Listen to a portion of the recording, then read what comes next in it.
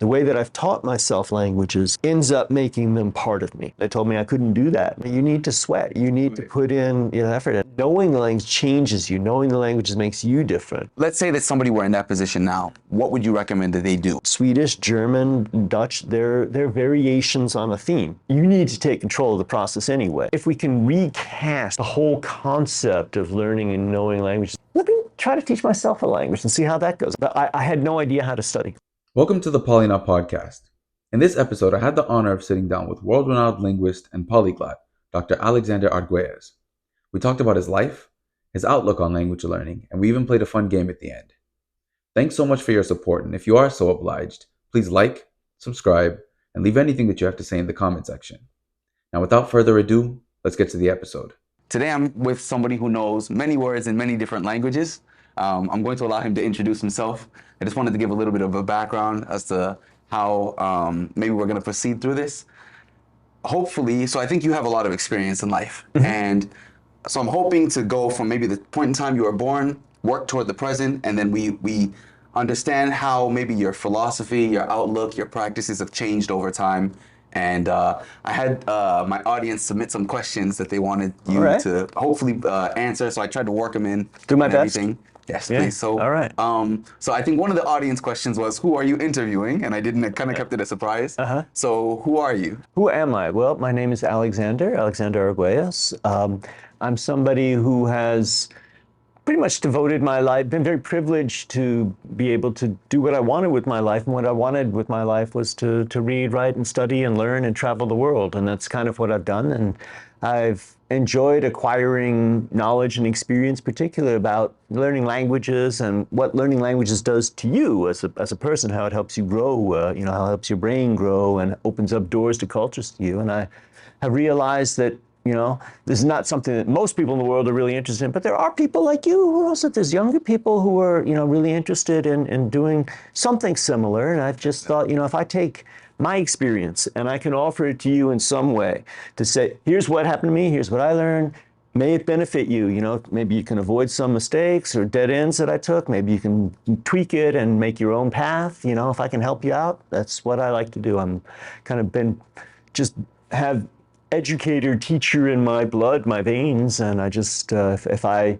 like finding knowledge and sharing it. That's what I do.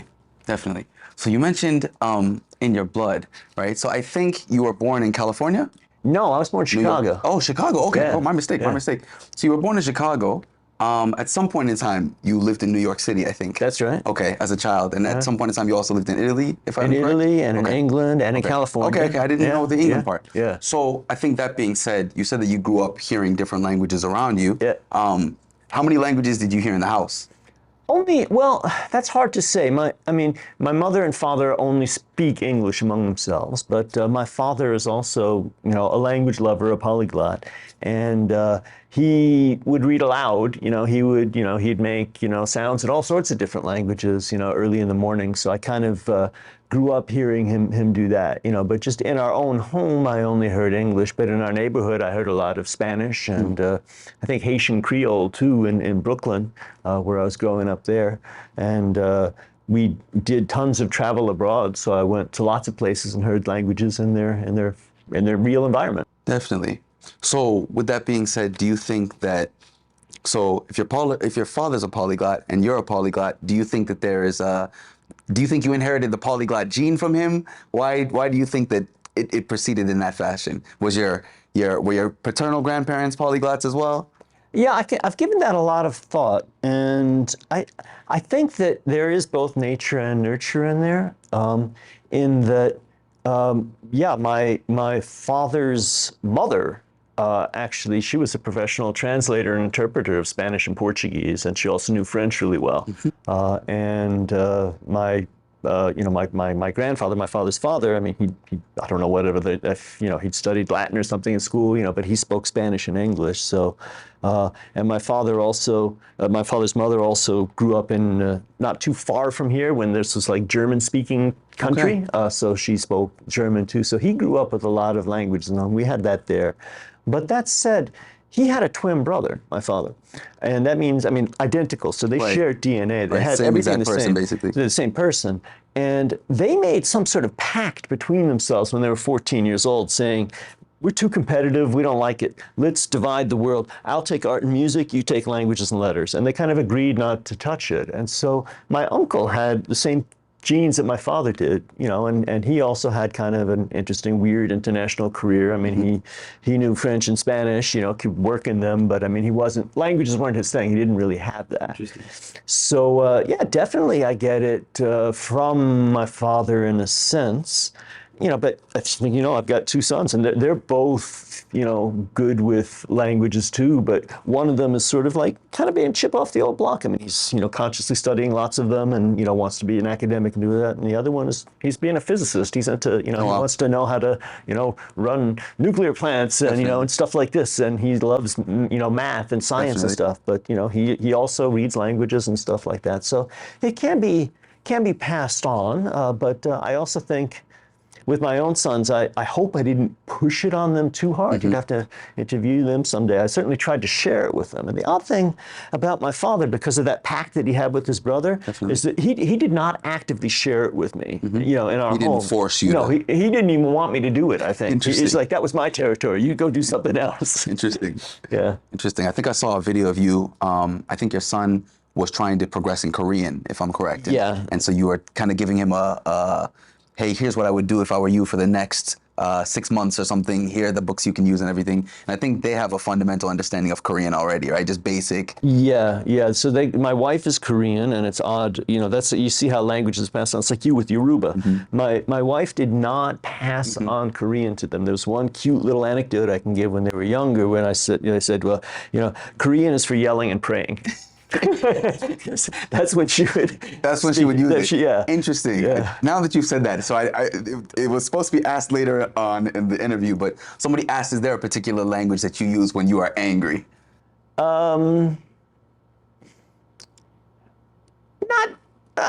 Maybe German.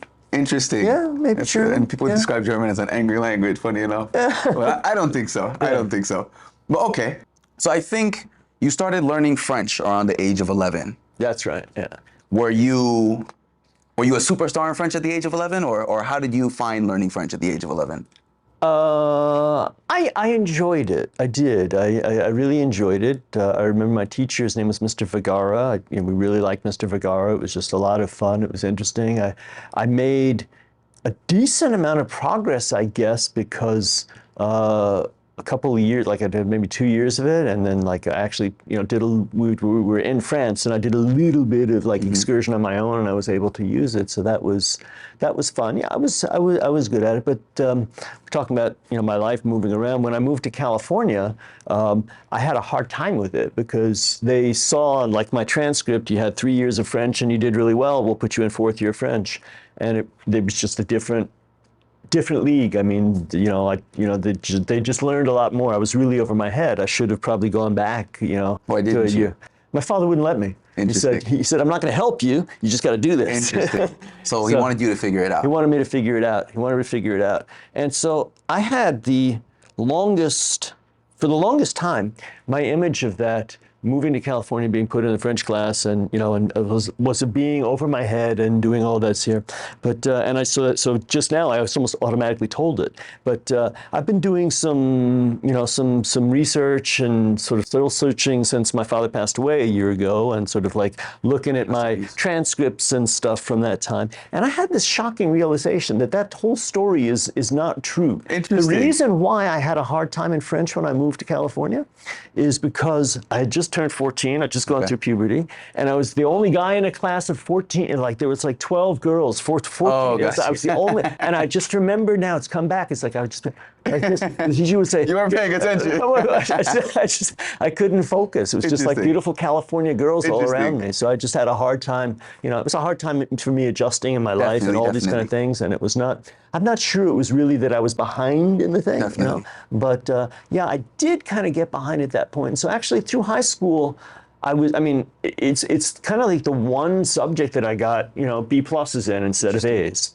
And once I went off to college, I studied it, and it was much more serious. And I get, then I started, getting A's in that too, But it was kind of a slow process. Definitely. And you said you've always been a fan of the German language. Yes. So I think as you moved into high school, right, you took an interest in German, but you started taking French classes at the University of California, if I'm correct? I took Latin there. It was Latin, okay. There, just because, I think, I was interested in that too. It kind of fit into my schedule a little bit better. And I didn't stay there all that long. It was a program where I did my senior year of high school at UC Berkeley, and if I had stayed there, that would have counted as my freshman year, but if I went somewhere else, that just became my senior year, so I didn't have a long time to do that. So. And how did you find the Latin class? I liked Latin, but it was the same reason I didn't want to stay at UC Berkeley. It was huge. It was, it wasn't the right environment for a language class. It was much too large, but I liked the language, yeah. Okay, but you ended up matriculating at Columbia University, right? That's right. Definitely. Yeah. So what did you study at Columbia? I ended up double major. Well, I mean, French and German, comparative literature. So basically, so double major. You were able to dive into German. Yeah, that's when I was able to dive into German. That's when I had, I bought some books for German. Actually, I think like when I was still in Brooklyn, just before I moved to California, it was like the Berlitz, Teach Yourself, and this other book, Read, Write, Speak German, and it had charts and stuff, and I looked at those, but I had no idea how to study. I didn't, how to study on my own. Definitely. I had not developed that in the slightest, and like I say, my father was not really, keen on helping me, and I'd had enough there. So it's like I had a smattering of it. I got some, but it's like I didn't know how to do what I do now. I didn't know how to teach myself. So I kind of was like, they didn't offer it in high school, and then when I got UC Berkeley, I wasn't, I don't know, I just took what I took. But I was really happy to start German. That was like, the best thing of like freshman year, first semester freshman year, starting German, and that I just boom, took off. That was just great. Maybe it was the foundation that I'd given myself with those books, or just being long stored up with it. But I really, really enjoyed learning. I had a great teacher. The class wasn't too small. They had a great structure. It met every day. It was a language lab to go to. It was a well-structured program. I learned a lot. Yeah, definitely. Good. So that being said, in terms of doing something like more frequent meeting versus less frequent meeting, smaller classes, bigger classes, somebody asked, is there a best method? Is there a best app for fluency? What does it look like? What does it look like to you? Well, you just jumped from classroom to apps. I'm not. So sorry. Yeah. Okay, let me rephrase. At this point in time, by the time of graduation, I think you had a pretty solid foundation in, I think, Latin, Greek, Sanskrit, French, German, and Spanish, right? By that point in time, had you developed your own method? Did you have a good method? I think over time you ended up refining this. Let's say that somebody were in that position now. What would you recommend that they do? What would be the best method that they use? Would you recommend that they use an app? Would you recommend that they use a particular series of books or anything like that? Yeah. Okay. Now I get you better.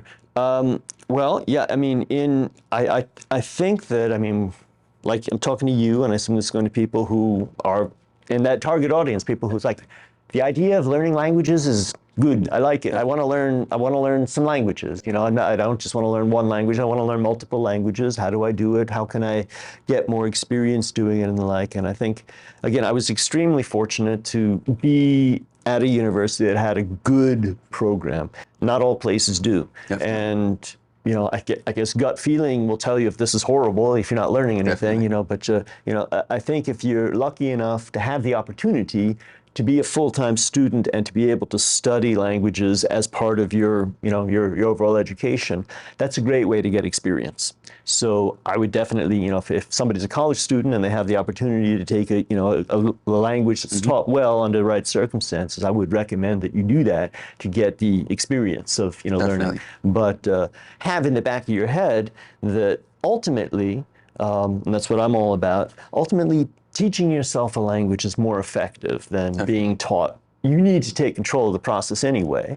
And most teachers are there, they've been trained to teach, most of the other students don't. So the teacher is sort of in a mode of giving the language. What you need to do is get in the mode of receiving the language, taking the language in. I think the best teacher would be somebody, you teach yourself best, and a great teacher would realize, hey, this guy knows what he's doing. I'm just going to be like this, the source, and let him squeeze out of me and take that. So if you have somebody to do that, but in terms of the language, so the language you just mentioned, all the languages French and German were classroom languages, Latin, Greek, Sanskrit were all classroom languages, but Spanish I taught myself, and I just went through a book and did it.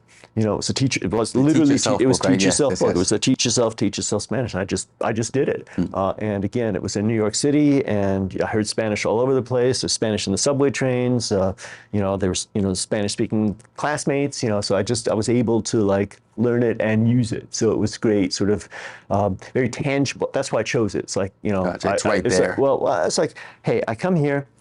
All of a sudden, French that I've kind of been screwing around with, I realized, not by my fault, but just because the high school program just wasn't everything.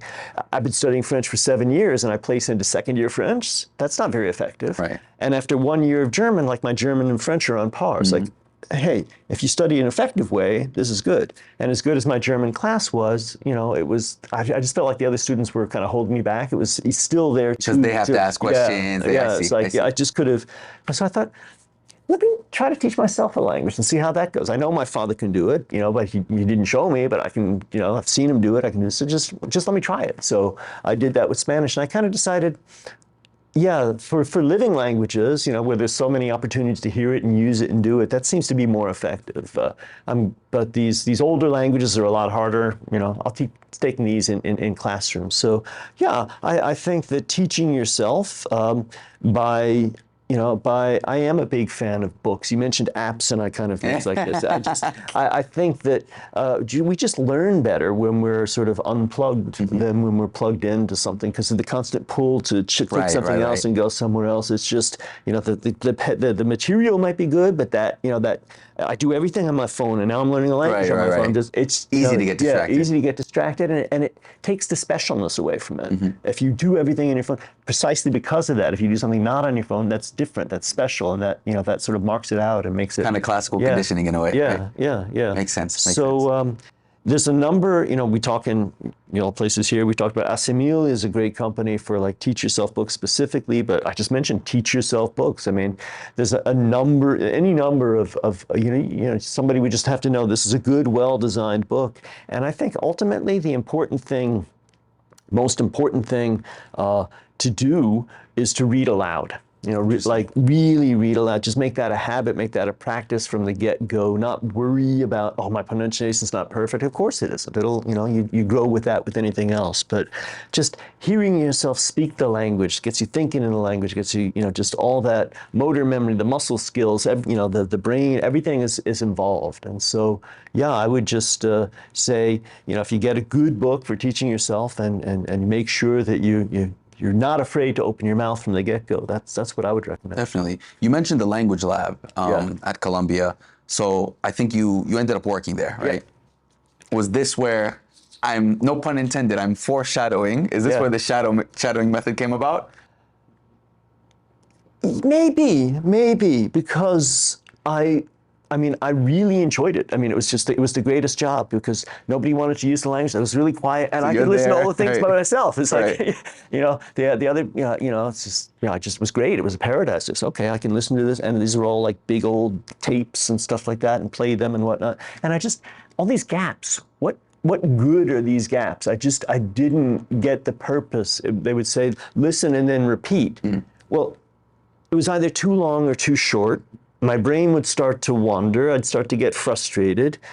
I wouldn't, if the goal is I hear it correctly, I say it, and then I hear it correctly again, how do I know if I said it correctly? It didn't help me. You don't get that instant feedback. Yeah, right. And I just got kind of impatient with that versus a few things. It's like when I'm listening to it, thing like that. So I just got that. And I also realized in the language laboratory that apart from not only were the, people just didn't want to go, it wasn't a popular place to go to, but even though they had these kind of semi-soundproof booths, it's got soundproofing around it, you can still hear something. Right. People were really, really inhibited by having other people hear them. Right. And it's like, the whole purpose is to come here and to listen and to speak aloud. And the most people are going to do is they're going to sit like this and mutter. Right, right. It's like, I just realized this is not right. This is, I realized the benefit of hearing the tapes, of hearing the recordings, but I just realized that, it needs to be done differently. So so maybe. Definitely. Yeah. I think I run into the same. I live in an apartment, right? It's funny because I turn my TV up. Nobody comes and says, oh, the TV's too loud. I try to shadow at times, and it's almost like I think I'm being too loud. I think I'm going to be bothering my neighbors or something, but probably not, right? So I can imagine in the booth, right? Yep. Yep. You're directly next to somebody in the next booth or something potentially. And it's just psychologically thinking, I'm going to bother this person. Right. And then also mentioning that, I mean, shadowing, when you're moving around, I talked about it, you're young, so you don't remember the time when walking around talking to yourself made people think you were crazy. And that was a big inhibitor, because it's like, that was seriously, the first time it's like, if I walk around, if I do this outside, people would, before people thought you were crazy if you're walking and talking to yourself. There's no cell phone, there's no AirPod. It makes sense, it makes sense. So you graduated from Columbia, and then you ended up pursuing your PhD, master's and PhD, really. And you pursued a doctorate in the comparative history of religions? Comparative history of religions. Comparative history of religions, okay. So this was at the University of Chicago, right? Yes. Okay. How did they view language versus how did Columbia view language? Ooh, that's a hard, painful area. I don't know if I can say, Columbia as a whole versus Chicago as a whole, but the attitude that I had from my advisor, Professor Carl Ludwig Selig at Columbia, was, you've got the energy, you've got the time, you have the free credits, go for it. And he's just like, the more the merrier. He was totally happy. I think, it's like, again, I was double majoring basically in French and German, He's totally happy to have me. Yes, I hear this all day. Yes, Latin, good. Greek, learn Greek. Yes. Oh, Sanskrit. Yes, good. Smoking a pipe. Inside? Yeah. This is 1980s, man. People smoke cigarettes and pipes everywhere. First house. Way before my time. So he was extremely encouraging, and again, just the language, everything sort of like felt right. But when I got to Chicago, I had I had some kind of run-ins with my advisors for like signing up for languages that weren't directly related to what I was doing, and they told me I couldn't do that, and I had to narrow my focus and drop them and stuff. So you were trying to expand your focus. I was trying to expand, So on the one hand, the personal hand, that was sort of discouraging. I had one advisor ultimately who was very encouraging. So that Johan Kulianu and others, Wendy Doniger, who became, helped me write my dissertation. I mean, she was into it. There were, and institutional. I mean, the reason I went into comparative history of religions, almost more than anything else, is because just the history of academic disciplines growing, that the same people that made comparative history of religions made comparative philology, comparative languages, and sort of subsumed. And when I looked around, I thought, where is the program where I can do the most languages? I thought that would be it, versus, I was also looking at like comparative literature programs. It's like, well, I did French and German. I'll just have to keep doing that. And if I have something else, I can't. But I wouldn't have had any opportunity to do that. So I kind of went into it for the breadth of languages. The expectation, there really was an expectation there. Hey, if you're going to study Indian stuff, you need to know Sanskrit. If you're going to study, and whereas a lot of universities, sadly, that's already not the case. You do area studies and you just look at stuff in translation. Interesting. So I think nowadays, right? So you said that you took your major because you wanted to learn the subject, right? I guess from your professorial outlook, I think a lot of kids take classes because I need to get an A, as compared to I need to learn. That's probably a hindrance, right? How do we combat that? Gosh, I don't know. That's a $1 million question.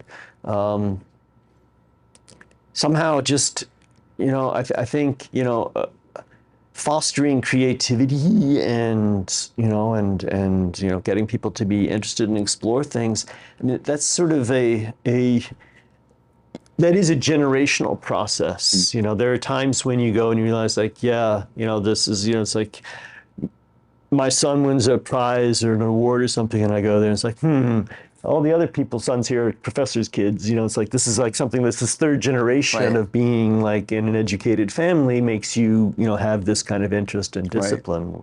And I had a really good friend at the University of Chicago, and he was the first person in his family to go to college, and he ended up leaving the program. And I thought he would have been, a great scholar and had it, everything like that, but he just like somehow couldn't stand the pressure, all the things that are involved in getting involved. So I ultimately, we got to go back to Confucius and be good role models ourselves. If this is a value that you have, really show people, how, the importance of learning for the sake of learning. I mean, I think there are some movies, I can't think of them right now, they're more like with sports, some guy goes in and, takes the team and turns it around. But I think it Coach Carter. yeah, I think it would be possible to do that kind of thing. Definitely. Okay, makes sense. So for your dissertation, I think you focused on Old Norse, right? So Old Norse, I think, is an older version of, I guess, English, right? German, like the Germanic language family. Yeah. So you've talked about learning languages, I guess, kind of holistically, right? What is the value? Is it worth it for me to learn something like, let's say I want to become very good at German. Is it worth it for me to learn Old German? Is it worth it for me to learn Middle High German as compared to just the modern one?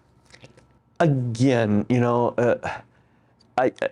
I come from a very scholarly, bookish background, and that's my take on things. And if that's at all your take on things, then I would say yes. If you've been in many of my classes, you've heard me talk about, sort of the importance of really getting a big picture.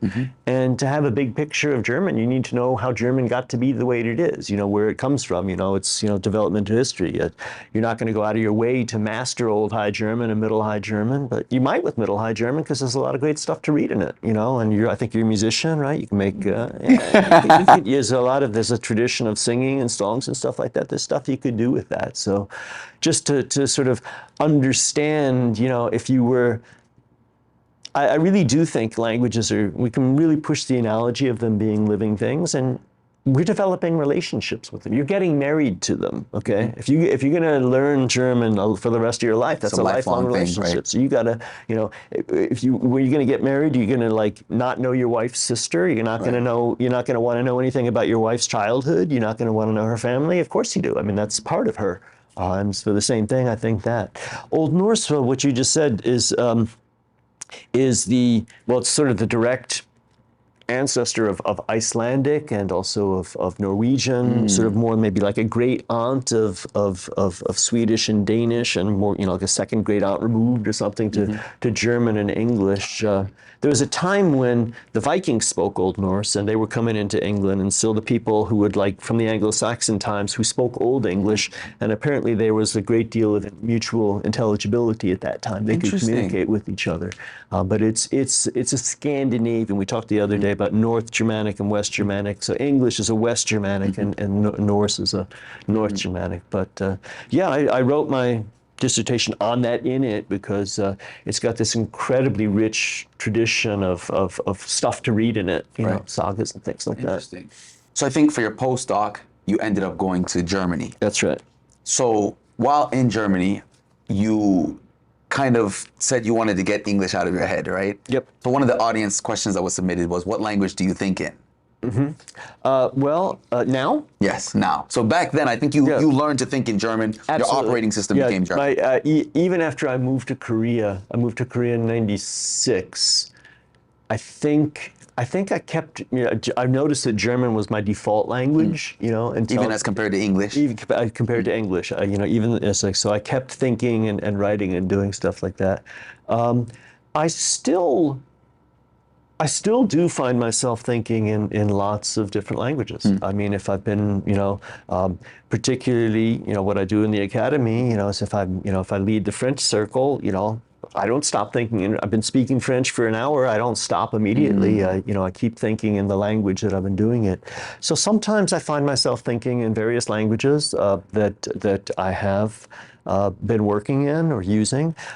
Sometimes I just find myself thinking spontaneously in a language, and I don't really remember. I don't wonder. I wonder why I'm in the shower and I'm thinking Swedish all of a sudden. I think, what's making me think Swedish? And just as an example, but I still think a lot in German. I've made a conscious effort most recently to like really learn how to think in and speak Latin, and so that comes to me automatically too. Often thinking in Latin, but actually, it's interesting. I mentioned, my father passed away just over a year ago, and since then I've been writing a lot more in English. For the first time in my life, I've sort of given myself permission. When I moved to Germany, I mean, it seemed necessary. Go away. Yes, when I talk to my parents on the phone, I'll speak you, but I'm here to learn German. I want to be totally immersed in German. And since then, I kind of made that a habit. I tried to, I kind of tried to avoid thinking in English, and kind of realized that maybe I've done that too much, and it's time to do that. So it's like I'm trying to write more in English and think more in English. So. Do you think you need to think in a language to really know it? I do. I just mentioned Latin. As you mentioned, I started that as a senior in high school, and I went all through college in that, and I did really well in that, and I did it the way they taught, which was, let's learn the grammar intensively, and then here's Cicero with all the glossary, and you look up every sentence, and you parse it, and you analyze it, and you make sure you got it, and you work very slowly, and you do that. And that's just the way I did it, and you get better and better at that over time. But at the same time, I had by that time developed the ability to read French and German, say, pretty much the way I read English. And there was this vast difference between the way I read French and German and the way I read Latin. And I didn't know quite what it was. And just, okay, it's a dead language, old time or what. But just, over the years, I gave that more and more thought. And I just thought, it's the way that I'm reading it. And I can't read it because I can't think in it. I don't do this. So I wanted to make a real concerted effort to do that, to be able finally to think in Latin. Right. And once I did that, that just made, even reading older classic texts has just become so much easier, more than anything itself. And I just, to me, I could have, I wasn't, falsely claiming to know Latin for the past 40 years, but compared to the way I know it now, it's very different. And that's my concrete example of a language. There are other languages that, yes, for whatever reason, I learned how to read them, and that's the only experience I have. I can analyze them, I can talk about them, but I can't think in them, I can't speak them. And not until I do that would I feel, I really know this. Makes sense. So along the same line, somebody asked, do you dream in a particular language? No, I dream in various languages, and that's very interesting. Sometimes you wake up, and sometimes you wake up and you hear dreams, and and it's like an unknown language, but you feel like you knew it, and you hear that. That's happening. You have different things too. So, dreaming in language is a really interesting topic. That was the theme of my dissertation, was dream symbolism, and the reason I kind of chose that theme is because a number of years before, just utterly incidentally to my linguistic, I just started. I had vivid dreams on occasion. I just found that really interesting. I thought, and then you have these dumb, stupid dreams. And it's like, why not? Well, you can't walk properly. Why not have, and then you have these like, these embarrassing dreams. And it's like, just kind of interested in it. And I just did some research or like looking into it, and I realized I found it. It's really true that we dream on a sort of a 90-minute cycle, and every 90 minutes, and they get longer and longer through the night. And you can train yourself to wake up after each dream. And what I trained myself to wake up after each dream, spoke it into a tape recorder, and then in the morning, I wouldn't remember, but I listened, and then it all came flooding back. And it was like this really rich world that somehow we have these vast things, and then we forget it. What's the point of that? I mean, nobody's ever found the real answer to that. But I spent the earlier years in Chicago, that was sort of one of my morning routines, is I'd wake up, I'd listen to and I'd write those out and make this sort of connected narrative. That's what we do. That's what all the psychiatrists, Jung and Freud, wanted you to do, is you start with the images, and it's the way you connect them that's important. And so that was really interesting to me. And then I thought, well, let me write that about my dissertation. So I'm kind of able to turn dreaming on and off. Interesting. So I I can go back into that and I can say, I would like to remember my dreams for a while, and I can train myself, and I'll wake up and I'm very conscious of linguistics, languages, and dreams. But often I say, no, I don't want to dream. I mean, I know that I'm going to dream anyway, but it's like, I don't want to, I don't have the time and energy to do all the writing down. I don't want to be distracted by it. And I've had enough of these. So kind of, trying to try not to dream. So I can do that. But speaking of dreaming in languages, I've tried, one thing I was really interested in was called lucid dreaming, when you kind of like stay awake and you stay control of dreaming. And I've always wanted to like try to lucid dream in foreign language and get practice that way. Interesting. It's like you're asleep, okay, I'm going to like speak, I'm going to, because then I can summon up, Arthur Schopenhauer and have a conversation with him in German about philosophy. I mean, that would be great. And theoretically, you have unlimited practice time at that point. Absolutely. Makes sense. I've never thought about that. Yeah, I rarely remember my dreams for whatever reason. I probably just don't pay enough attention. No, it's a cultural thing. It's a personal thing. You can, if you wanted to, you could train yourself. Interesting. I might give it a try, actually. Okay. You talked about going to different countries while you were in Germany, right? Or while you were based in Germany, I guess I should say. And you talked about the experience of like, I don't know, you went to Sweden and you hadn't ever actively studied Swedish, but because of your experience with Old Norse, German, of course, you were able to understand a good amount. Somebody asked the question of, how long did each one take you? I don't know if you can put an actual answer on that, right? But I think what I saw with just reading up on you and everything, you were able to make a great deal of progress in a shorter amount of time because of what you already knew in comparison to the newer languages, right? Absolutely. That was my experience with Swedish, with Dutch, and with Italian in particular that I'd never studied. I had books for them. I did, leaf through them, Spanish, but like I never had any study. And then with Swedish, it was totally unplanned. I went there to give a lecture at the university, and it's like I understood. It's like, let me stay here. I forget if it was like, I think it was about 2 weeks, maybe 3. Just like really studying assiduously and traveling around speaking. And when I came back, it was Lund, the town in the south. Like, what happened? You were here 2 weeks ago. You couldn't speak to us. Now you speak to us. How'd you? Wow.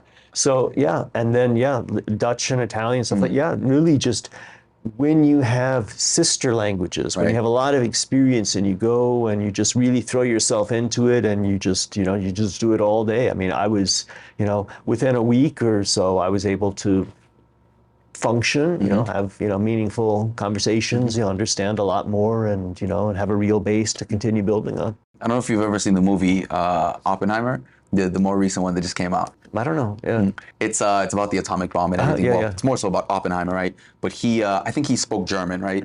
He went to the Netherlands to give a lecture, kind of similar to what you had just described, but they were like, oh, he's going to do the lecture in German, right? And he came and he did the whole lecture in Dutch, I guess. So I guess because of the closeness of the languages, right, he was able to give a full lecture in Dutch. I think he took questions as well. But it speaks to kind of what you're saying as well, right? It helps.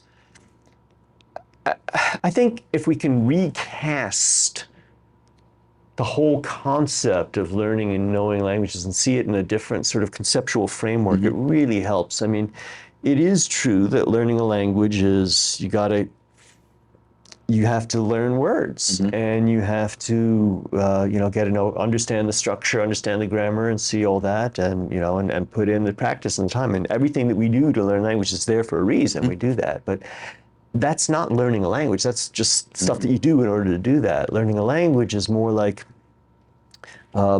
when somebody who knows music really well doesn't need to to sight read the whole I need to I don't know it that well. I want to play the flute. I've got to look at the notes and play it. But I played for I was trying to figure out what key something was in the other day. I asked Steve to help me, and he got his guitar out and he just said, "Can you play a little bit?" And I played like 2 lines, and then he just played them right back on his guitar. All he needed to do was hear it, and he's able to do that. And I think that languages is the same way. I couldn't do that with Yoruba or with most of the languages in the world. Totally, but come on, Swedish, German, Dutch, they're variations on a theme. A talented musician learns a theme and then he can play various variations on it. And I think that language is very much like that. You have to. Obviously, there's idiosyncrasies. You have to learn the particular words. Work at it to get it respectable. But if you know the basic area, you can plug yourself in and go. I think I saw a video of you I don't remember where you were, but it was like, I don't know if it wasn't a zoo or anything, but you were outdoors or something, and then they brought some Dutch speakers. Oh yeah, and that then, video. Yeah. that was very impressive. I was talking to some Vietnamese students when I was in Singapore. Okay. Yeah, and these Vietnamese students, and I don't know if they planned it or it's just like what. It's like just like for these Dutch people, it's like I hadn't spoken Dutch in like 10 years, but it was just like, okay, I'll speak Dutch. Why not? Definitely. So you said you went to South Korea after you went to Germany, and I think you referred kind of the monastic years, right? So you took a teaching position at inside Pohang, I think it's called. Right? The city is called Pohang. Okay, Yeah. and it was Handong University, right? Handong University. Okay, yeah. makes sense. And here you talked about being able to study because you didn't really have too many obligations outside of actually teaching and everything, right? You were able to study for like 16 hours a day. On like not on a day when I had to teach, but like on a weekend okay. or something. I see. Yeah, it's like I was able to do that. But yeah, on if we include my work, which is languages. And was investigating Korean, and then what I did on my own. Then it approached that. All of my free time I gave to to studying all different kind of languages. In my office, I was either teaching French, German, and Spanish, or studying Korean. So yeah, it did kind of add up to about 12, 16 hours a day. And you left Germany because basically you had conquered all of that side. You had conquered Germany, and you wanted a real challenge, right? In terms of you wanted more of a challenge in a linguistic challenge, right? And you had heard that East Asian languages were supposed to be particularly challenging for English speakers, for example. Have you found that to be true? Did it take you maybe a longer time, or was it more difficult to learn Korean than something like Spanish, for example? Yes, it was much more difficult. Took a lot longer. I wanted a challenge, and I got it. Yeah, absolutely. After I was the experience that I had in Sweden and in Holland and Italy and all that was great, but it wasn't a challenge. And I did think I guess I was going on 30, 31, 32 at that time, and I thought, I'm still relatively young. If I want to take a challenge now rather than I get stuck in a rut or do something, and so I did sort of cast about for what would be the biggest challenge. What's the hardest thing I could try to do, and came down on that. And I thought, well, Korean's been less studied than Japanese or Chinese. It's an opportunity to sort of maybe do some original research. You wrote a few books. I did write a number of books in Korean. I remember there was two readers, I think. North Korean reader. Was it both? Were they both North Korean readers? There's a North Korean reader. There's a newspaper reader. Yes, newspaper reader. Yes. There's a fiction reader. Okay, I didn't see that one. Okay, and then you wrote one. I think with Korean, one of the particularly challenging things is the sentence endings. Right? You can know a word, but you hear it in this type of context, and it's like, I didn't catch that because you said it this way. I think you wrote a book with another professor about the hundreds of word endings that there are on the Korean or in the Korean language, right? Exactly. Your viewers should know that this guy knows Korean really well already himself. I wish. He studied a whole book of Korean, and sometimes we've had conversations in Korean. I did notice that. It's like I threw myself into Korean. I'm totally there, and it's like, when I pick up a book, and these are just like, folk tales. These aren't like really complicated things. I can get this, but the verb endings. It's like I never saw these before. I never had these, and they're not listed in grammar books. And you ask people, and they say, "Oh, it gives kind of a feeling. What is it?" And they didn't know. They couldn't analyze it, but.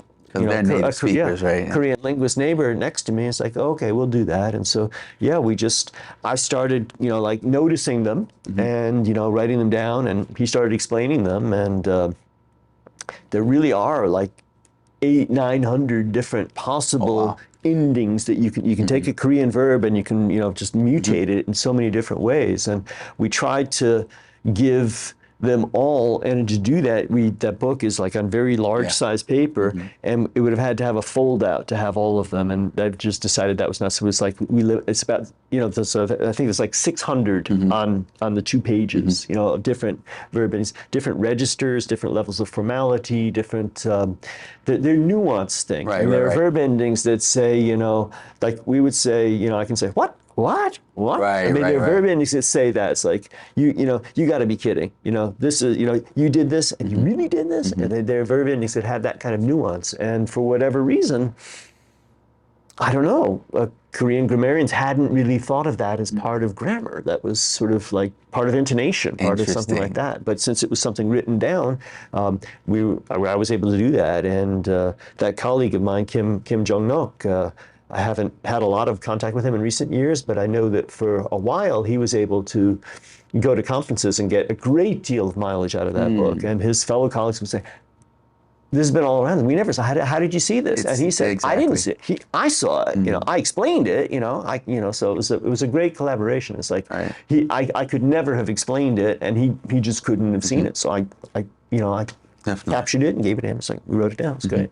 I think one of the challenges, because I talk to a lot of Koreans and everything, I'll ask them things. I'll say, okay, well, I'm noticing that these two things are very similar. What's the difference? They'll say, I don't know. Yeah, I think with native speakers, it's good, right? Because you have basically a database of everything, right? They can tell you if they speak your language as well, right? But at times, explaining things, you're not going to get the explanation you want, you know? So, I mean, I understand. It makes sense. No, there's fascinating things about Korean culture in that way. I mean, I don't know if it's still that way, but when I was there, in restaurants, they just had the restrooms arranged so that basically the women had to walk through the men's restroom, and I just found that really embarrassing, and just in contrast with the culture.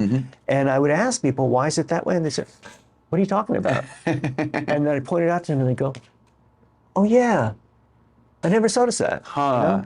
And I had the same thing. We were talking about the language laboratory. I remember once I leaned back like this in the language laboratory, and there was a calendar, and I saw the word Wednesday, and I saw the D. Right. And I'd never seen the D before. Interesting. And I hadn't studied Old Norse. I didn't know it was Woden's Day. And I just turned around and it's like, what?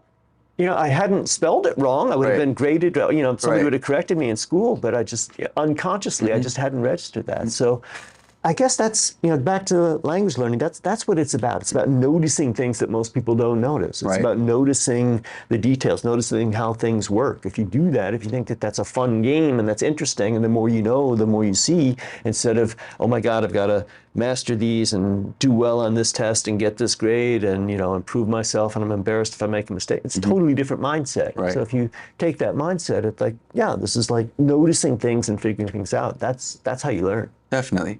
So did you, in terms of like going to South Korea, right, did you find that the people were particularly receptive to you wanting to speak with them, to you learning their language? How do you feel that some like groups of people, or some groups of language speakers, I should say, are more welcoming of the idea of you learning, hey, you want to speak Spanish? Hey, come through and speak Spanish. We'll speak, as compared to like, I don't know, you want to speak German?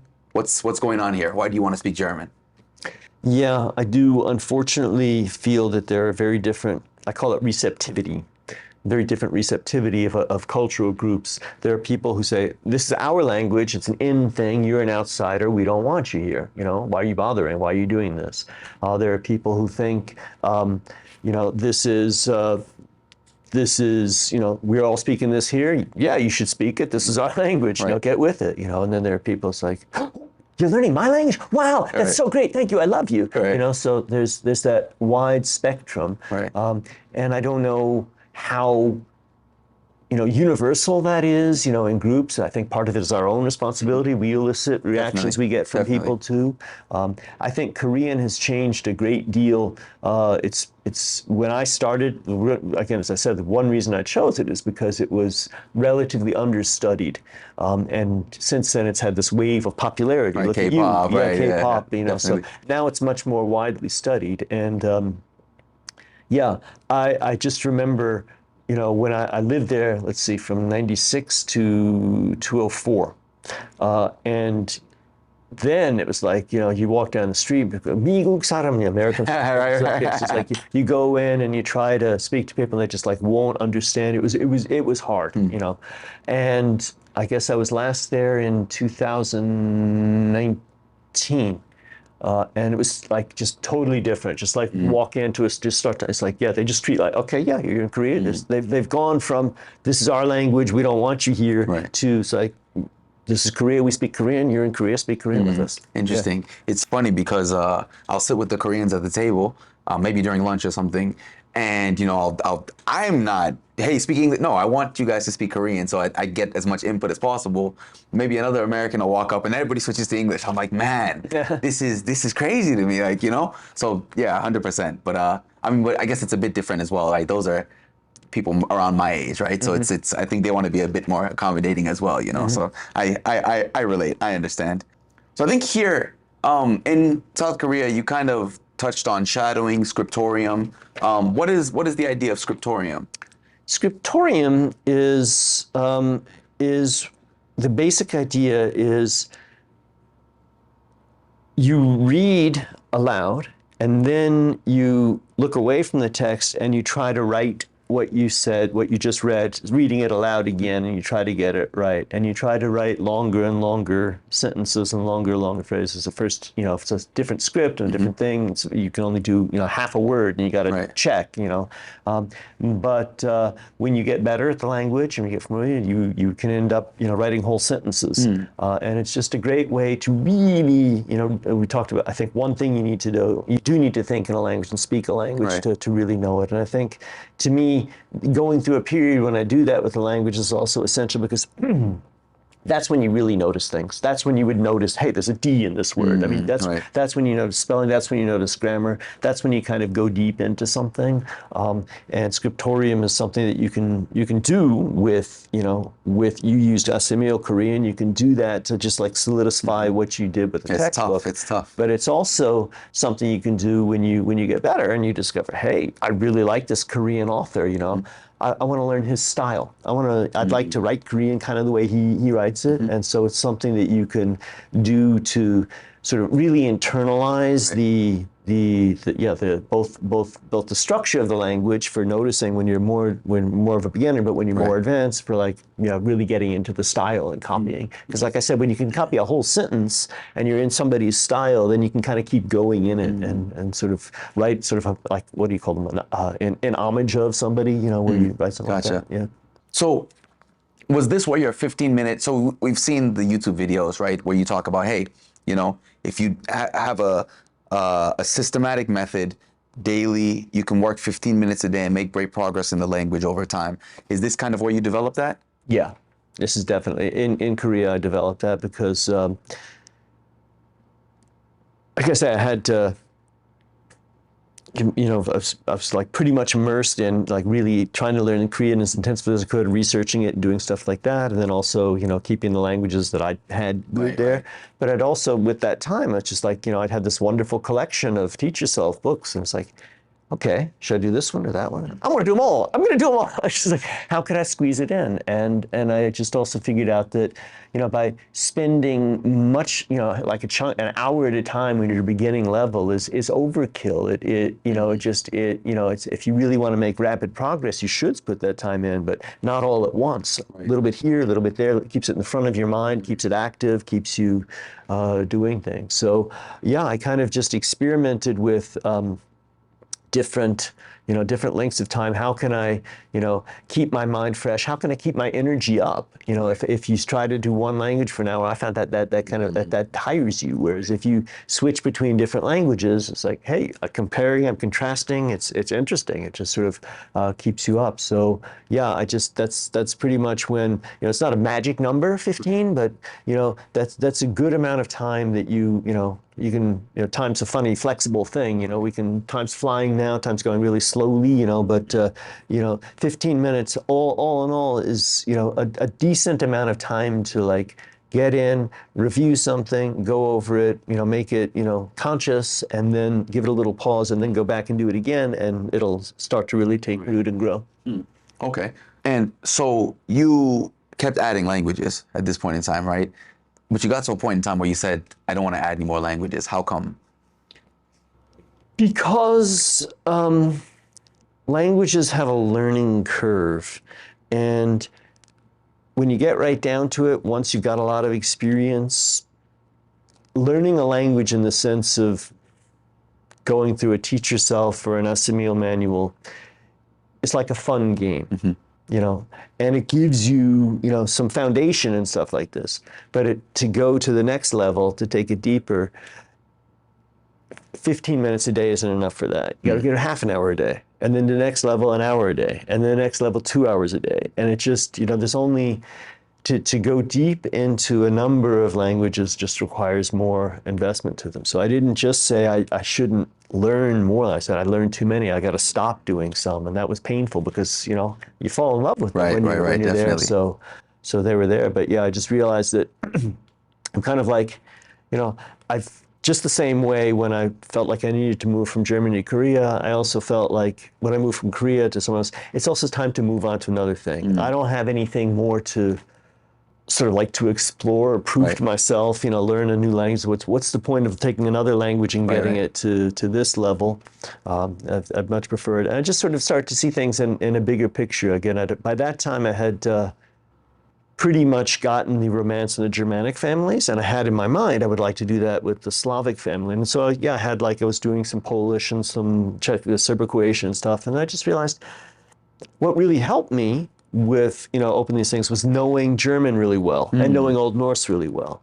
So it just seemed to me if I were to learn Russian really well, then when I go to learn the other Slavic languages, I'll have so much more to transfer. I'll have so much more to import. So it doesn't really make a lot of sense to be learning a lot of languages at the same time. If I'm going to want to learn a family, I should, learn that one. So just for various reasons. Also, I was starting to have a family by the time, it's like, just seemed life goes in stages. It was just time to do something different.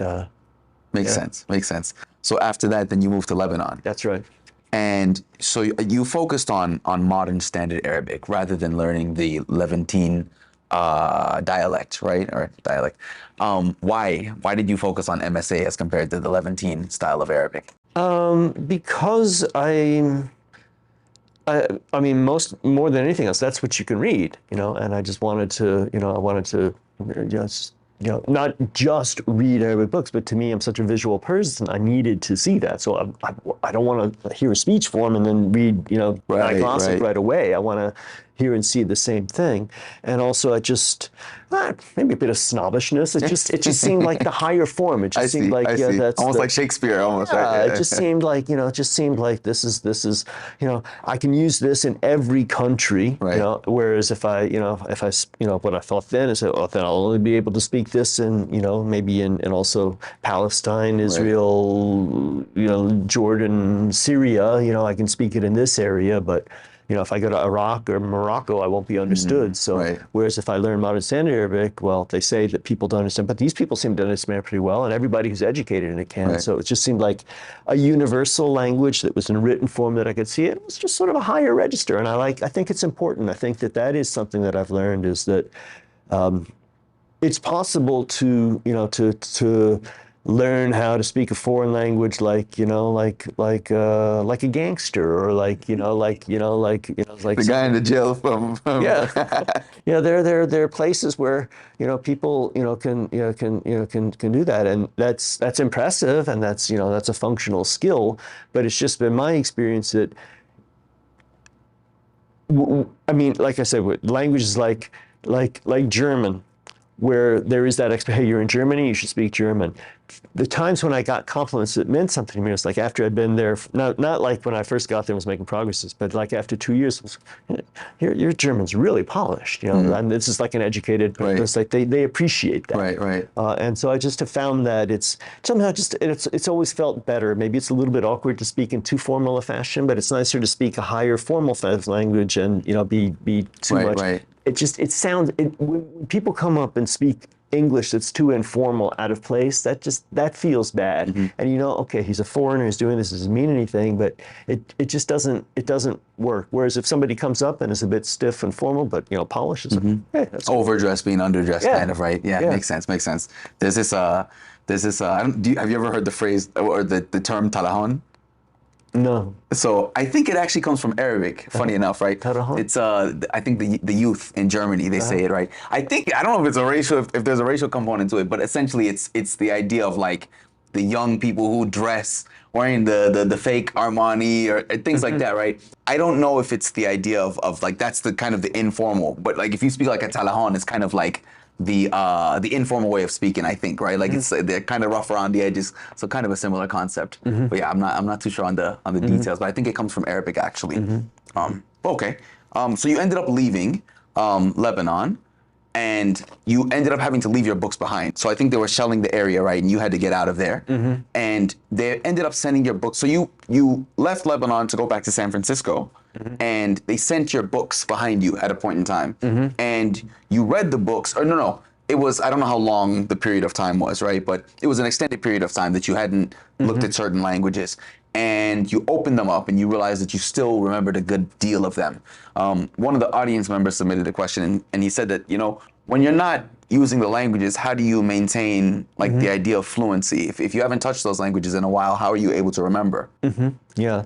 So, yeah, I mean, that's an interesting and sad story. We were there from 2004 to, they call it July War. It was Hezbollah in Israel and bombs falling around. So, yeah, we basically fled like refugees, and I went back to the Bay Area because that's where my family's from. And the university eventually packed my books up and shipped them to me. And it was, I don't know, maybe 6 months later, but it's like the people are packing, they're just like throwing them in boxes. I mean, there was total disorder, whereas I had them organized on my shelves. Right. And so I'm taking them out and I'm trying to organize them, and I started opening them and picking them up. And as I mentioned, when I left, I'd already started to, but it's like when I started leaving Korea, by that point, I told myself, okay, I'm not going to do any more Chinese. I'm not going to do any more Japanese. I can't do any more Turkish. I can't do any more Swahili. It's like, and then I'm opening, I pick up my beautiful old Swahili book, and it's like, wow, mimi mfahamtu Kiswahili. It's like, oh wow, I started looking through some of these, and I realized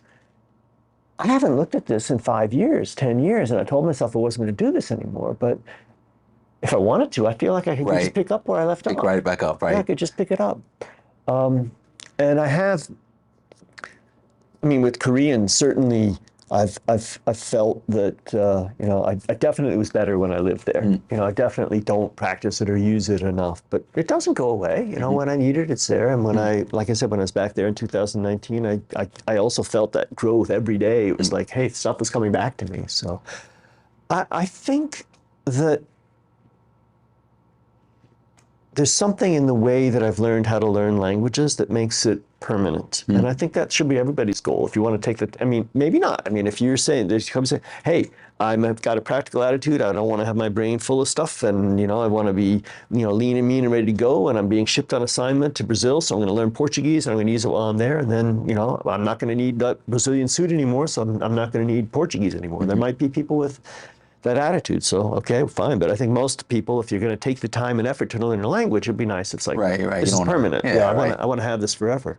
And so I wish I could identify it and just give it to you, or somehow make it more tangible. But I do think that the way that, as I talked about, reconceptualizing language, the way that I've approached it, the way that I've taught myself languages, ends up making them part of me. I internalize them and they become part of me. And it's, again, it's like I say, riding a bicycle or a horse is the traditional example. You haven't done it for years, but you get on. It's like, you just do Same it again. Thing, right?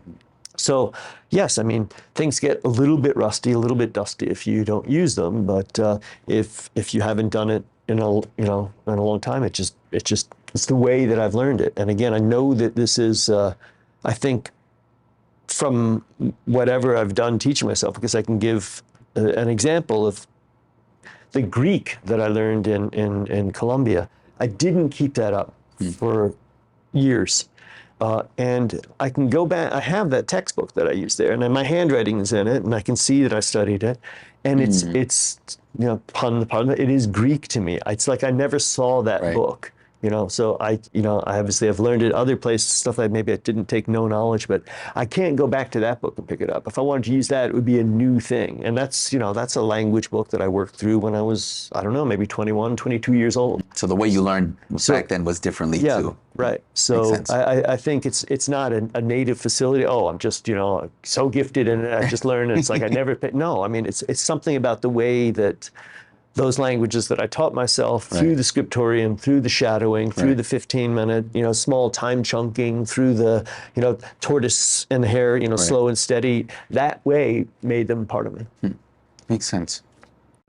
So, okay, you kind of touched on it. The classical Chinese that you were talking about, you had an encounter at a point in time. Not obviously, right, but Korean and classical Chinese are related. And so they use Hanja in Korea, right? And you've talked about, at a point in time, you knew, I think, 3,000 characters, something like that. It's different when it comes to like reading and writing, right? So identifying characters, right? Those don't necessarily stick around. Do you know the reason for that? Why now can you go to, if I threw you in South Korea tomorrow, you're fine, right? Mm-hmm. There's no, if I told you only communicate using Hanja, it'd be more difficult. Oh yeah, much Why? more difficult. Fascinating question. Fascinating question. There's something about the you need the manual experience. I guess it would be better to use a paintbrush. I did do some calligraphy. My wife is pretty good at that, and I did that. You know, she and I did that when we first got married together. That's just what I experienced. I think it's Bruce Grant's Guide to Hanja. The orange book, right? Yeah, the orange book Reddit, has about 2,000 Hanja in that, and it's like I wanted to learn all of those, and I did, and I did it like making a mnemonic poem, relating to each other, tried to say it and stuff like that, and I think I even tried some flashcards or something. But what I really found is you just have to write them out. Only mechanically feeling them writing that makes you stay that way, and I also saw that already with my colleague, and sometimes it's like it's just they just write it in the air. You have to see it to do that. It's something inherent in it. It was originally pictographic writing, so it's a picture, and some of them are really complicated. Some aren't so complicated, but some are. So, and I don't know if this is true, but I've heard that during the Cultural Revolution, they would take enemies of the state for being intellectuals of the wrong stripe, put them in a camp for 15 years, not let them have a book or pen or paper, and then they would be illiterate and they could go out and they'd be You're not a threat anymore at that point, is that right? And that has been pretty much my experience because I did learn those 2,000, and they have the system of exams that you can take to get like a certificate or something for the next 1,000, and I was getting up to the 3,000 level, and then I just moved to Arabic, and I just stopped doing it. And I've had periods when I've gone back and revived some and done it, but it does require, I think, regular daily practice, constant daily practice of writing them. Even I saw that among Koreans when I was there too. I mean, they saw them enough that they could recognize, but they couldn't write them. So it's kind of like passive versus active. Yeah. Okay, makes sense. And then you move to Singapore, right? And this is kind of where you focus more so on Arabic still, Sanskrit, what else? Persian, Russian, right? So how was this experience? I think in Singapore, they speak a good amount of English. I think that's the working language, right? As well as Mandarin Chinese, as well as a few others. Were you hearing something like Mandarin day to day? Not really. It is. I mean, yeah. So I mean, if you take the metro, I forget what's it called. Oh my God, what do you call the subway in Singapore? You take the train in Singapore. They put the announcements on first in English, then in Mandarin, then in Malay, and then in Tamil. And so you do hear those like in that kind of order. So I don't know. I mean, yeah, it depends on where you go in Singapore. In what areas. But. You can't really walk down the street in Singapore. It's too hot and humid. So you got to be on a bus or in a sub-restaurant or something, some sort of environment, and you hear it. And it didn't really feel like, I mean, yes, you had those things, but it wasn't like, I really should learn Chinese. I really should learn Malay because I'm here. It wasn't that feeling. I'd always been into that attitude. Like Chinese is one of the languages I kind of aborted. Malay is one I did a little bit of study and never went very far with it. Tamil I'd never studied. And so it's like kind of weird to live in a country and not be like learning the languages around me. But the main language around me was English, and I had all these other things. And I hadn't wanted to leave Lebanon. I wanted to be focused on Arabic, so I just mainly kept, just doing Scriptorium and reading a lot of Arabic on my own. And then you moved back to, you moved not back to, but you moved back to an Arabic-speaking area, right? So you moved now to the UAE. I think you moved to Dubai specifically? Yes. Okay. So how was your experience in Dubai? For language-wise, Arabic? Well, I guess anything. I mean, I ended up staying there for, going on 7 years, so I kind of hated it. I never said, I love it here, this is great. It was also pretty hot, but my family liked it. I mean, it was home for my kids when we left there, and so it was a personal experience. It was nice. It gave us the ability to travel to Oman and other places like that. It was interesting. Linguistically, though, it wasn't as much of an immersive Arabic environment as Lebanon was, as Beirut was.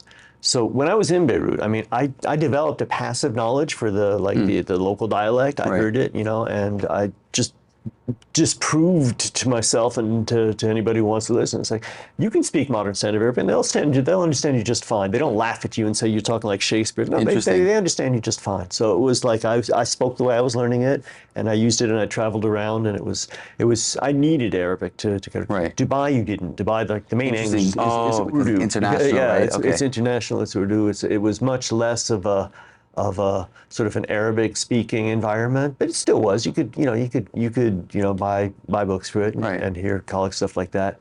I had colleagues who were from all over the Arab speaking world. And that's where also I found it really fascinating, because they would speak Arabic among themselves, and they wouldn't speak real modern standard Arabic, but they also wouldn't speak their dialect. They just were able, everybody to just, I want you to understand me, you understand. So I know what I need to do if I want you to understand me. I can't use this sound, I can't use these words, I need to say this. You just adapt yourself. And so I saw and heard Arabic sort of used as just sort of this functional everyday language. But there too, I mean, I just, being an academic, I had another good colleague, Dr. Thaer, who was, he was professor of Arabic, and I sat and talked, and he helped me. So I had colleagues who, it was their profession, and and other things. You go to cultural institutes, and you're able to speak it, and they're very appreciative of having an outsider or a foreigner come and take that interest and learn the language well. Right. So you can go to museums and talk to the curators, and it's like, whoa, yeah, I'll give you a private tour. So it was nice. The Dr. Thaer, was that so I saw a video of you speaking, I can't remember what the topic was. I think it was two ladies. It was a man, and then it was you. Was that the doctor? Yeah, I think I've got like 3 videos of me speaking Arabic with people from the university, and 2 of them are with him, and we're discussing Arabic literature. Okay, yes. And one of them is what I was just talking about. They call it Lugat al-Bayda, the white language for some reason. White. So I don't know why they call it that. It also could be egg language. It is. What they said, it's basically modern standard, but with all sorts of other things mixed, just so that you can communicate. And that's what we were talking about. Interesting. Yeah. Okay. Maybe one day I'll learn Arabic. I'll be able to understand the conversation. Yeah. So you talked about teaching your kids. You've spoken to your kids in a number of languages. You spoke French with them. You talked about teaching them Latin, Russian.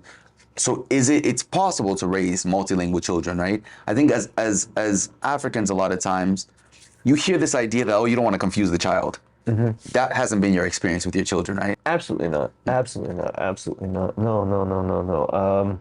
Yeah, no, it's odd. My wife being Korean, you would think that we'd speak Korean at home, but just didn't work out that way. Speaking about international languages, once we moved to Lebanon, she needed English to function, and she couldn't speak it. She could read it and write it, but she couldn't speak it. So she said, can we please speak this? We'd always spoken Korean before, and so we just stopped up at Lebanon is basically a francophone country. And so my older son went to this nursery, place, and I just, okay, I'm going to speak French to him. And when the younger one was born, it was like, we just speak French. So I just always have spoken French with my sons. I've taken them I've always read aloud to them. I've taken them to French cultural centers, Alliance Française in Singapore and in Dubai. They went through all the classes and stuff there. And I would always meet, like the parents, picking up the kids, and the other parents would ask me, and the teachers would ask me, it's like, your sons are fine speaking French. They like speaking French. All the other kids resent it. All the other kids is like, they switch to English default, as soon as they can. What do you do? And I said, I don't know. I mean, I really love French. I'm happy sharing something that I love with my offspring. Right.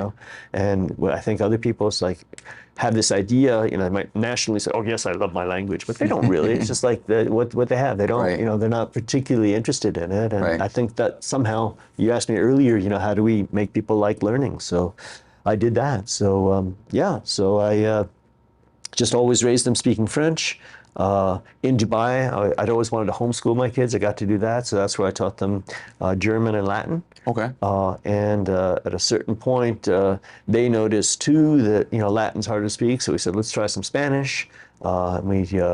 We spent one summer, I think summer of 2016, just went to Russia, St. Petersburg, went to an Airbnb for a month and stayed there, because that's where I'd spent about 15 years before, that's where I'd gone after I taught myself Russian. homestay, Yeah, the homestay. Yes. You know, so I remember that. It seemed like a nice place. So we went back there, and they got interested there. They learned the alphabet, stuff like that. So we did some things.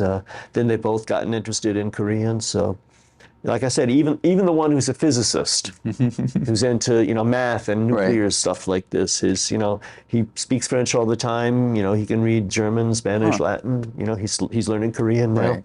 So it's possible, right? Okay, makes sense. He was going to do Akkadian or something, for his free elective. Oh wow! Akkadian. I don't even know what that is. It's one of the ancient Mesopotamian languages. Okay. Yes, I know. Syrian, I got Babylonian, the cuneiform script, this little stick-like thing. Oh yes. I think I remember. An audience member asked, "What is the easiest way to learn Yoruba without shame?" Right. So I wanted to particularly ask it, and maybe you could make it a general. I don't know. Let's say an African language or something.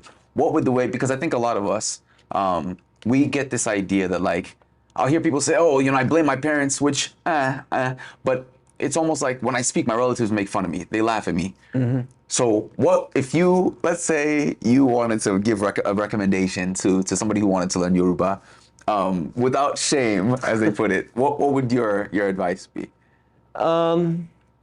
I think you need to kind of go out and find somebody that will help you. One person who'll be friendly, one person who'll be helpful, and build your confidence with that, and build your abilities with that. And maybe get that person to give you some reposts, some jests, some things that you can say back in supply. If people start laughing, you make fun of you, say something, to make fun of them, I hope and pray that, it's not mean-spirited making fun of you. Probably not, right? But there are mentalities that, I saw something similar, maybe similar, but when I was in Korea, there were a number of Korean Americans who were professors at this university, English teachers, and they were not there to learn the language. I don't know what, but it's just had some connection, some heritage, some teaching opportunity, something, they had some reason for being there, but they weren't there to learn the language.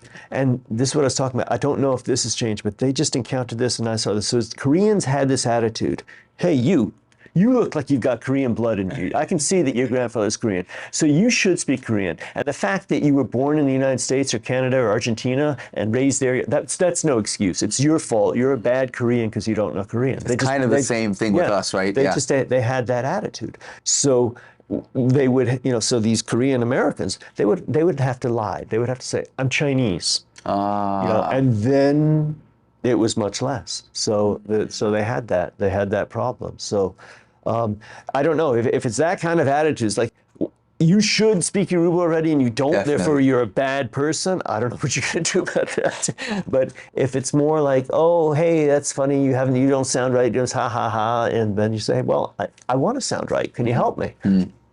I just think kind of make them feel guilty a little bit. Yeah, make them feel guilty. I think that. If that is the case, I think that just guessing, it's because you're so weak, you have so little in it, and you have nothing that they can sort of do that. If you could manage to give yourself through self-study a level where you could say, hey, I'm serious. Hey, you want to laugh at me? I'll laugh at you. Go ahead, laugh at me. I don't mind. I'm going to laugh at you too. And now, hey, I know I don't speak Yoruba so well, but I'd like to. Can you help me, please? Right. I think if you could say that in good Yoruba, definitely. As I've progressed in the language, right? It's they'll still laugh it's almost like when a child is trying to speak, right? It's almost like that, right? Like, oh, this is cute. But I definitely think you gain a level of confidence yourself, right? Absolutely. I think when you don't know anything, right? It's almost like I don't know what I can say. I'm kind of apprehensive. You can hold your own, and it's like, okay, yes, I don't speak, but I can do this in the language, right? So I think that's a good idea. I think. And I just had a thought. So I was thinking, I don't know if the people already know you can't do it, but what about saying you're not Yoruba? What if you're saying, I'm Hausa, I'm from, Can you from teach Ghana, me, right? Yeah, something like this. So if you just, you let them know that you're not there, then you don't want to get caught out in a lie. But if you had it enough to say, if you got caught, why did I lie? Because otherwise you wouldn't help me. Right. Yeah. So, but yeah. That's not a bad idea, and then they can't. I think Yoruba people tend to be very. Yeah, I'm going to teach you my language. You need to speak my language anyway. So because I think I've seen any number of videos I mean, dumb white guy shows up in Nigeria and speaks, and it's like everybody's wow. You know, it's like, so I mean, just if there's like appreciative of again, I think they might have that insider outsider thing. This is an insider. You're an insider. You don't speak it. Therefore, there's something wrong. There's an issue. But if this is an insider thing, and you're an outsider and you're interested in becoming it, it's okay. Welcome you, right? Yeah. I get you. That's a good idea. So I think you ended up moving back. No. So I'm sorry. So you moved back to the United States after this. You ended up becoming the director of the Concordia language village, I think it's called. What was that experience like? You ended up learning Finnish, I think, right? Yeah. So you were so kind to come up here to talk to me in Bemidji. This is Bemidji, Minnesota, and that's Bemidji, Minnesota. It's over there. Concordia Language Village it's really a nice place architecturally. It's a lake, and around the lake there are like 8 villages. There's a French village, and there's a German village, a Norwegian village, a Swedish and Finnish village. Then further along here, now they built a Korean village, and then there's a Spanish village, and across the lake is a Russian village. And I could kidnap you right now, put a blindfold on you, drive you up the road, and then take your blindfold off in the German village, and you think, hey, how'd we get to small town in Germany or something like this? It's culturally authentic, and they serve food, and and I was they have like 15 languages now, maybe, I don't know, 16, 17 languages, something like that. And I was the director of German, Italian, Swedish, Norwegian, Danish, and Finnish. And Finnish was the one language there that I didn't know. And I didn't know the Concordia method, the Concordia way. And so I just had the idea, and they were like happy to have me do it. I said, if I go in and because it mostly works as a summer camp for kids or high school students to go and learn. It's like, if I go in and pretend to be a kid, if I just have the experience, I'll see how the camp learns, and also I'll understand the Concordia method. And so, I had no prior study exposure to Finnish at all. Nothing against it, but no particular interest in it. And there's thousands of languages in the world, and that just was not one that ever said, "Hey, look at me." So I had the opportunity to do that, and there too, I was there for exactly 2 weeks, and I can measure that exactly. I mean, I went I was there for like 12 hours a day, from about 7 in the morning to 7 in the evening, and I was able to, I don't want to say abuse my power and position, but the kids have to do this and then go over here and do that. And it's like, and I could say, no, I want to go study in the library, and stuff like this. And they had this sort of program there where it's like, if you volunteer to only speak the language all day, you get to wear a special shield and stuff like that. So kids who were really interested, I mean, they could immerse themselves a bit more than they do, but because I was really the director, I could say, no, I would just want to say, just come talk. So I got a lot of one-on-one attention, a lot of this, and I realized that could be the ideal learning environment to have, rather than a village of people who might treat you as an outsider or might not, or at best, if we just come as a learner, just plop yourself down in a small town and you think I'm going to get immersed in it, you might, even if the people are receptive, but they're not teachers, they're not there to help you. Whereas at Concordia, that's what this village, everybody there is specifically there. If you wanted to immerse yourself in it, you could. And for that reason, they also run programs that are for with the Department of Defense or the Monterey Institute, stuff like that. And I think that they, like people in National Guard or doing something like that, they've got a requirement that when they're supposed to go immerse themselves for 2 weeks, which isn't hard to do. I guess if you want to do it in Spanish, you could go to, anywhere. But if you're learning Persian, in the U.S. military, you can't really go there. Right, exactly. But they found that if they came here and had that immersion environment, that they actually made more progress. Interesting. So it was a good experience for that, for I crammed Finnish in, and I honed a lot of techniques. I had a perfect sort of one-on-one teacher. This guy just cottoned in right away. I don't speak it. I only want to speak Finnish. Just even if I don't understand, just keep going. And we did things like go on nature walks, and it's like I pointed, what is this? And he points at just like talking about it. You just pick up from context, and then also by the end of about that 2-week period, I was able to think ahead of time and say, okay, I want to have a conversation with him, a meaningful. I want to talk about philosophy. I want to talk about religion. I've been studying this language for like 2 weeks. How can I do that? Well, if I prepare some questions and then I ask them to him and I pay close attention when he visits, then I spit it back at him. So I'm sort of like repeating back and forth. And I wasn't really grasping the everything, but I was able to have a conversation about that. And so in terms of giving me insight into learning and how to do that. That was a good experience. But then we had the COVID shutdown, and we had to develop something to offer, for like online stuff, which I'd never.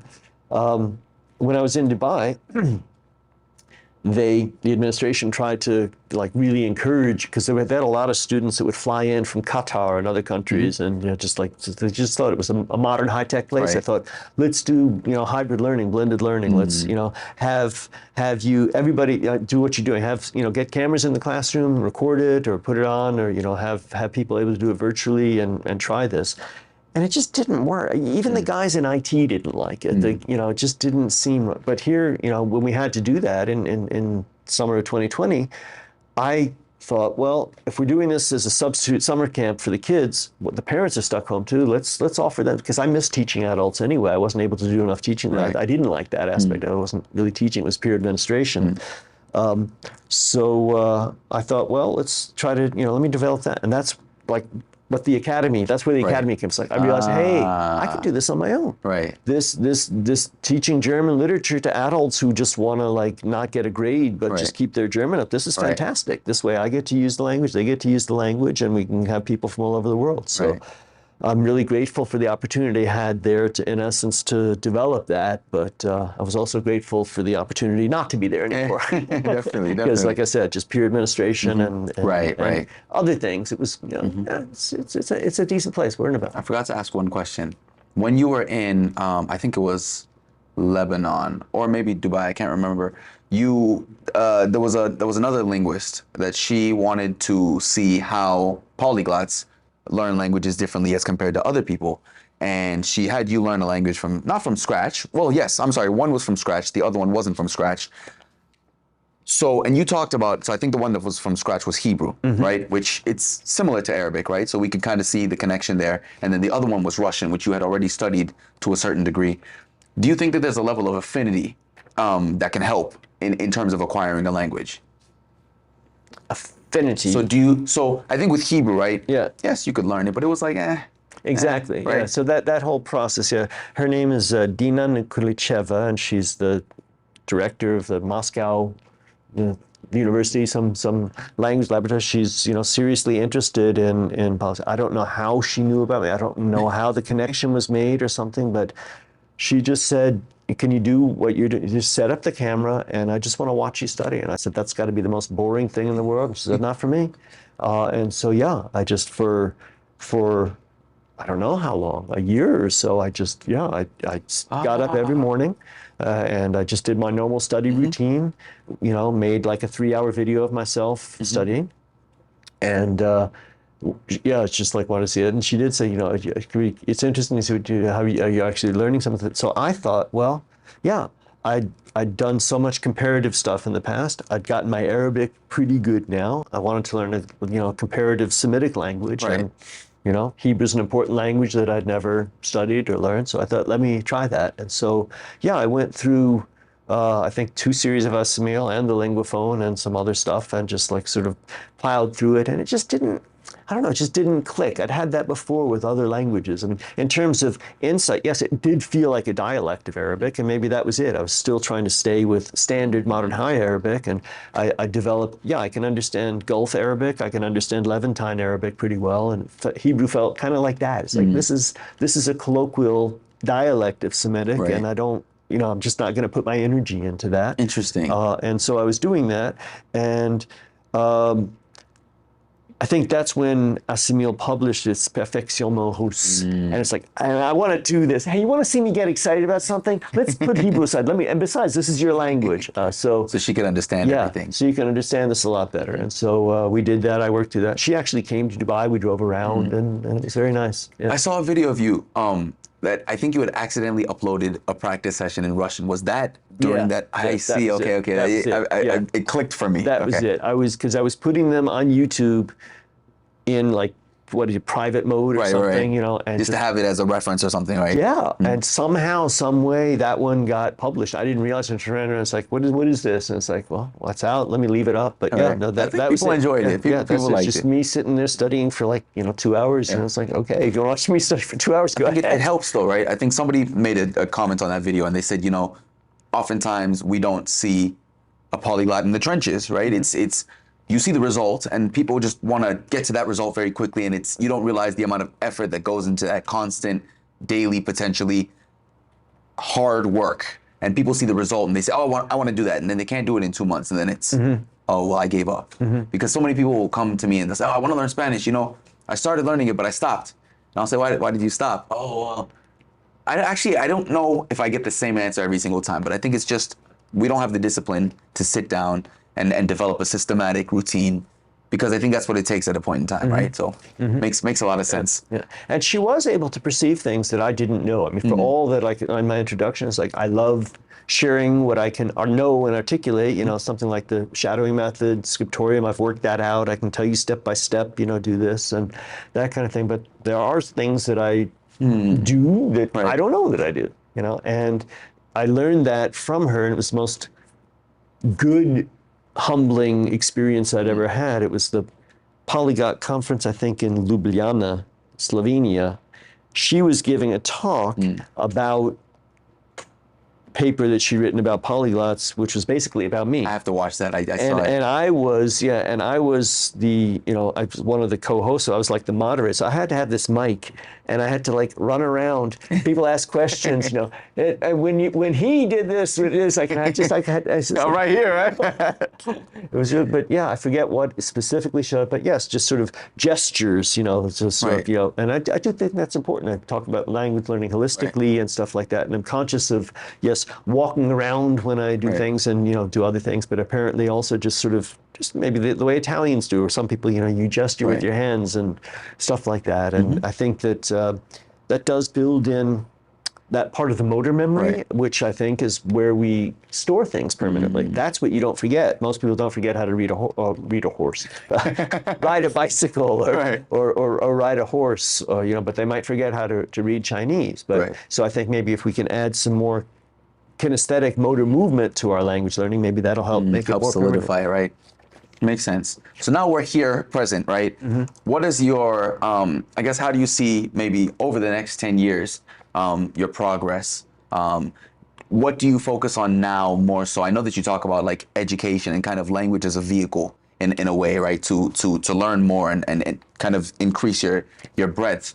What do you, I guess, see for the world of language learning? Now we have things like AI coming out. Now we have things like, ChatGPT. Will people use these? People say that they don't even have to use language at a point in time, right? Or it's not going to be useful to us at a point in time. What's your outlook? I'm getting to be an old man, and I'm kind of afraid. I'm kind of afraid of all that. I realize, when you do a search now, some artificial intelligence gives you the answer, and we just tend to accept it. It comes across as authoritative. But if you have some knowledge already, you can see a lot of holes in there, a lot of problems with it. Whereas if you don't know, you just accept it. You just take it. And, it's just offered to you there right away. And I think that's that way too. I think we said it, maybe it was before the camera started, but I think that, precisely because we do so much in our digital lives, that to do something important, something special, something you want lasting, it's better not to do it on that kind of thing. So for those who, I guess, I guess Google Translate's getting better. I guess people are working at things, you know, and if you wanted to, you could buy some sort of device like this and speak into it and have it translate. But, you know, you could have that sort of functional tool-like thing of using the language. But to me, it's not the same. Knowing the language changes you. Knowing the languages makes you different. And I don't think these things help you. I think these things hurt you. I think that, yeah, because of the distraction thing, because of the superficiality of it, because of the automaticity of it, you know, you need to, you know, what is it? No pain, no gain. You know, you need to sweat. You need to put in, you know, effort. And if it's just hard work. Yeah, if you get something given to you too easily, it doesn't stick. You know, I have found that, you know, I have this argument. I guess I'd have to call it an argument with your generation all the time. It's like, you know, how did you function with paper dictionaries? Well, it was actually better with paper dictionaries. I've heard people say that. How do you function with you know, online things? Just look it up, bam, answer's right there. I can keep reading really fast. Well, you keep looking it up and it doesn't sink in, and you don't see the other words in relation to it. And yeah, I just hear it for Luddites, you know. It's funny you say that, right? I've started, you know, the Harry Potter. So I bought Collins has a really nice German dictionary, and so I'll manually look up the words that I don't know. Not every single word because it gets too tedious, right? But I'll catch myself. Oh, okay, this word relates to this word because or even as you're flipping a page, I've seen that word before. Let me just look at that really quickly and see what that. So maybe I'll see it again and it sticks a lot more easily. So I think I agree. Yeah. Sure, there are merits to both, but I think when it's kind of like you said, the motor aspect, right? It kind of helps it to stick in. So I think I agree. There were some questions I couldn't work in. So one of the questions was, am I too old? The person asking this about my age. Am I too old to learn a language? No. Why not? Because many people who are older than you have learned and are still learning languages. And most people, unfortunately, you might be, I don't know, I can't answer for you, but most people, I think, I think we talked about it, you know, learn how to teach themselves. Most people are sort of in passive acceptance mode while they're going through school. And then when they leave school, they stop learning anything new. And so if you're 32? 28. 28, you're 28, okay? You're 28. So, you know, if you haven't learned anything in the past 6 years, and now you try to teach yourself a language, and you never taught, it's harder. But if you have, you know, if you've kept learning, if you've done something, but you know, there's nothing in a 28-year-old's mind and a 20-something. I've had this argument with, you know, in the good sense argument, intellectual dispute argument. I forget her name. She works for the UN. She's got a doctorate. I think she's at university in Texas also. And she's absolutely convinced that like the older brain changes, and I've heard that from other people who've learned lots of languages. Like after 40, after 50, somehow it gets harder or something. But my personal experience is it just gets easier and easier. You know, it's not a challenge at all anymore. You know, my father had a polygrammar on his deathbed. You know, Steve Kaufman's out there. You know, was you know, just like 76 or something. Yeah, he's, you know, there's no organic reason why an older person age should can't stop learn you like that. Age should stop you. Makes Again, sense. it's not experience. There might be some sort of hardening of certain sort of arteries at a certain time if you don't practice it, you know, but there's also lots of people that keep doing it. There's also lots of, you know, both anecdotal and just my personal real belief. It's mental exercise. If you're doing mental exercise, you're making your brain stronger. Right. What it is, and the foundation for that belief that I'm too old is the fact that you cannot just expect to pick it up and pick it up well. Right. Whereas little kids can. And so that's, kids can, I can't, I'm too old. People think of that. But if you look at and really think of what kids are doing and how long it takes them and how good they get, they're not really making very good progress. Exactly. You, with your intelligence and your maturity, you could make much better, much faster progress than a kid in an equal amount of time. What the kid can do that you can't do is maybe if he hasn't gone through puberty, he can develop a native accent. Right. Okay. Whereas you, as a 28, you're probably never going to get that unless you're Right. particularly gifted and work really, really hard at it. Okay. So there's that truth. Once you're, and 28 isn't too old. 18 would be too old. You got to be like less than 12 to just sort of pick up a native accent, and particularly just sort of pick up a language and hope to not speak it in a broken pigeon-like form. After you've gone through puberty, then you need some conscious study. But if you give it conscious study, you can do it much faster, much better. Makes sense. Thank you very much. There's a quick game, overrated or underrated. I wanted to just go through some. What do you think? And if you want, you can expand. If not, but I got you just to say thank you. I know you said that you have a language library of over 150 languages. So I don't know. Yoruba? Yes, I was trying to. I don't know if you have a colloquial. No, I don't have a colloquial Yoruba. Okay. So this isn't a colloquial one because I wasn't sure if you had it, but this is a Yoruba dictionary. I think some of the words might be a little bit outdated, but largely it's still. Oh boy, I've got my own Yoruba dictionary. Fantastic. I've never had a Yoruba dictionary before. And it's a lot of the words are. Now, you were saying that the tones are here. I don't know if the tones are marked on this one actually. How do the tones work? I think so. This is the English one. This is the English side. No, so they don't have the tones on. Actually, yes, they do. Yes, they do. Yeah. So so like this one would be what is this? This is low, low, high, low. So igba, Kuba. Yeah. I mean, I guess I shouldn't be surprised, right? But I actually don't know what that means. Igba, kuba. What is that? Something about a calabash. I don't know. Oh, oftentimes. Oh, okay, Igba, like time. Okay, makes sense. Yeah, but right. I've never heard anybody say that. No. I think that my language, like I said, we talked about the day that I'll sort of like go out and learn a new language from scratch. That's kind of in my past. Interesting. But if I were to do that, I think I'd like to learn. I studied a fair amount of Swahili, so I'd probably go back to that because it has that. To learn an African language like this would be really neat. Definitely. Thank you so much. Of course, thank you. Yeah. Okay, overrated, underrated. Textbooks and studying grammar. Underrated. Mastering one language before starting another. Overrated. Learning a second language through immersion alone. Overrated. Comprehensible input. That's really a buzzword these days, isn't it? It is. You can expand if you want to as well. It's really important, but people. I've heard people talk about it as if that's it. That's the magic key. That's all you need to do. No, that's overrated. It's an important, valuable thing. But yeah. So, really, hitting the sweet spot where you're getting the right degree. That's a hard thing. So definitely, it's more something. Oh, comes in. Overrated. Definitely, language learning apps. Overrated. Flashcards. Not for me. just not for me. Just not for me. I don't know if they're overrated or underrated. We're talking about Hanja, that kind of thing. I mean, that can be part of the process, doing that. They're just not my style. Definitely. A perfect accent.